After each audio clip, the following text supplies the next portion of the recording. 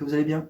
Nouvel épisode step by step avec le numéro 10 de la série Backlash.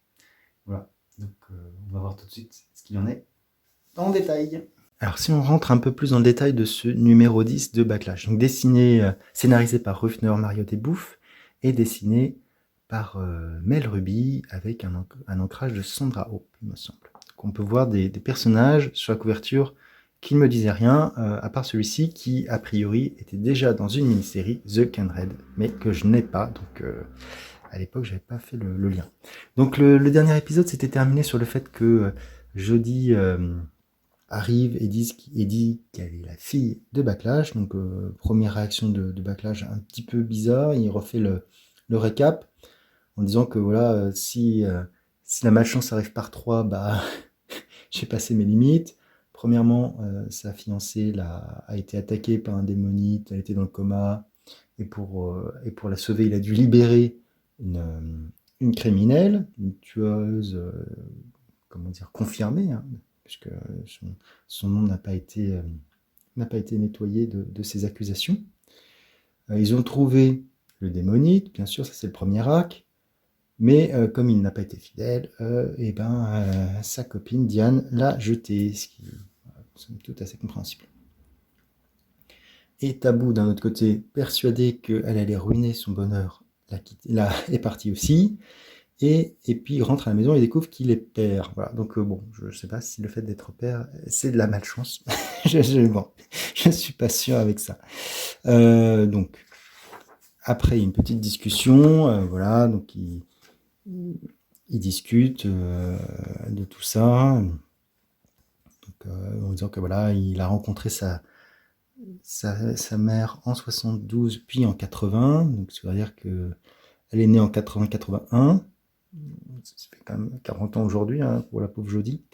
Mais à l'époque, comme on était en 96, ça veut dire qu'elle est 15-16 ans. Voilà.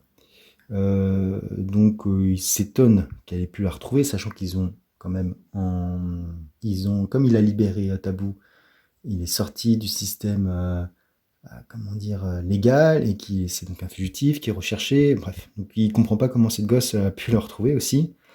Donc voilà, sachant qu'elle avait promis à sa mère, qui est morte malheureusement quelques temps avant, qu'elle le retrouverait. Donc bon, pas de souci, il l'accueille, il lui dit que par contre il est un peu fatigué, et donc ils vous en parleront demain.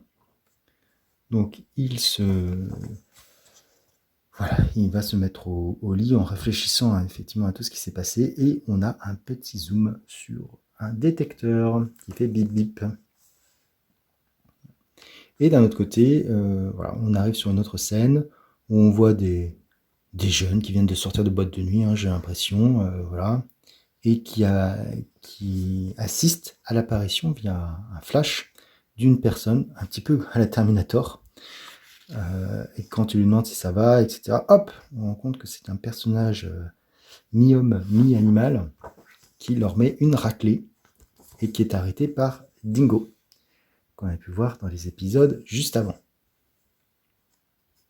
D'ailleurs, ce personnage qui s'appelle Phoenix, n'hésite pas à tuer les humains. Hop, d'ailleurs, elle en tue un là. Hop, avec un petit crochet dans le ventre, ça doit pas faire du bien. Et la dernière personne qui avait réussi à s'enfuir, lui, est arrêté par Kamine, une espèce de lézard géant. Bref. Alors, leur chef, Blue Moon, décide de laisser vivant pour que justement qu'il communique l'information. Et donc, ils suivent une cible qui aura été détectée par Dingo. Et donc, ils y vont. Donc ça, c'était vers 5h du matin. Donc, plus tard dans la matinée, on assiste au réveil de Backlash avec son petit déjeuner qui est fait par Jodie. Donc, elle a fait pour 15. Et elle s'entraîne à faire des arts martiaux. En disant que voilà, là, il s'excuse, il commence à être un petit peu plus, en disant voilà, bon, hier j'étais un peu stressé, ta mère je l'aimais beaucoup, mais je voulais pas d'une relation compte tenu de mon travail, etc. Mais bon. Et tu m'as donné la chance de me rattraper et de rattraper le temps perdu, donc pas de problème. Et donc ils font un petit entraînement aux arts martiaux pour un petit échauffement ou allumer la pâtée. Quel héros. C'est pas possible. En fait, à la relecture, je me rends compte qu'il y a certains moments où il était vraiment quoi, c'est assez fou parce que bon, peut-être qu'il va pas à fond aussi avec sa fille, mais c'est pas la première fois qu'il est mis à mal en combat au corps à corps. Ou, voilà, donc, bon. Donc finalement, ils font un deal, voilà,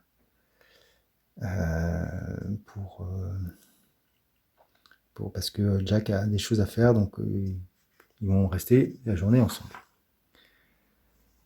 Plus tard dans la journée, comment dire, Silver Jack rentre, il se rend compte que la porte est ouverte et qu'à l'intérieur, les personnages qu'on avait vus juste avant sont en train de tout ravager, en disant que, et on apprend qu'effectivement, Dingo, sa mission, c'était donc de libérer Taboo pour atteindre Slayton, donc Backlash. Et donc, comme Backlash était venu directement sur site, il lui avait mis l'émetteur sur lui directement.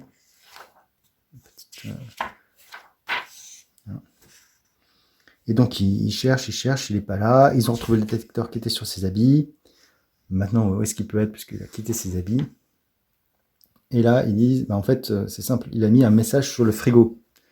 J'ai envie de dire, c'est pas très intelligent pour un fugitif de donner des indices comme ça. Bon, ouais, j'ai trouvé ça assez... Donc, ils sont à Coney Island. Et ils passent un petit moment père-fille sympathique. Voilà, après, bon, elle va chercher un hot dog, etc. Et puis là, on a un dialogue assez marrant. Regarde, la tortue. Prends une photo avec la tortue. Quel costume réaliste. Oh, la tortue a l'air très énervée. Oh mon Dieu. Où est-ce qu'on va? Peut-être que les enfants sont tous fous. Je ferais mieux d'être habitué. Oh, bah non, parce qu'en fait, c'est une énorme tortue ninja, qui n'est pas une tortue d'ailleurs, c'est plutôt un lézard, veulent sauter dessus. Et donc là, on a une petite scène de bagarre entre Camille, Phoenix et Backlash. Il utilise ses pouvoirs quand même de transformer en brume. Mais hop, il est arrêté par Blood Moon, qui lui dit, voilà, c'est bien qu'on se souvienne de moi. Donc ils ont capturé sa fille.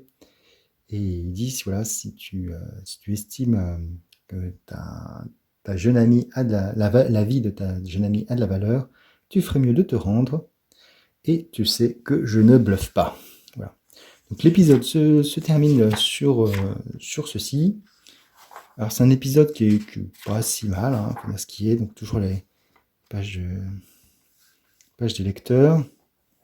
Quatrième, on pouvait voir une illustration de la nouvelle équipe des Wildcats. Donc un épisode qui se laisse plutôt lire facilement. Hein.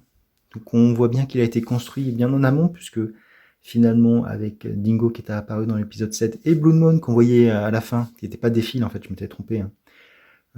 Voilà. Après, le bémol, c'est qu'effectivement, comme on peut le voir dans l'épisode juste après, c'est lié à la mini Canred que je ne possède pas, où a priori il y avait Blood Moon qui recueillait ces êtres mi-hommes, mi-animaux, avec également Grifter et Backlash. Donc, bon, j'essaie de trouver un peu plus de matière pour vous résumer l'histoire.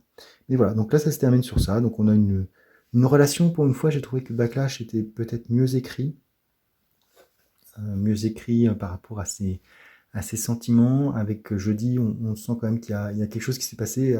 Première réaction assez brute, et puis deuxième où il se met un peu plus en lumière et réfléchit. Donc j'ai trouvé que ça a été plutôt intéressant de voir sa remise en cause, et qui se remette un peu comment dire, vis-à-vis d'une vraie figure paternelle. Donc j'ai trouvé ça plutôt intéressant. Comme d'habitude, hein, si vous avez apprécié cette vidéo, n'hésitez pas à liker, disliker si vous n'avez pas plu, à commenter si vous l'avez lu. Voilà, je vais continuer là tranquillement. Je me suis rendu compte qu'il y avait certains trous dans ma collection. Bon, pas dans la série, mais ça pouvait y avoir des parties dans d'autres séries, malheureusement, comme ça pouvait se faire à l'époque.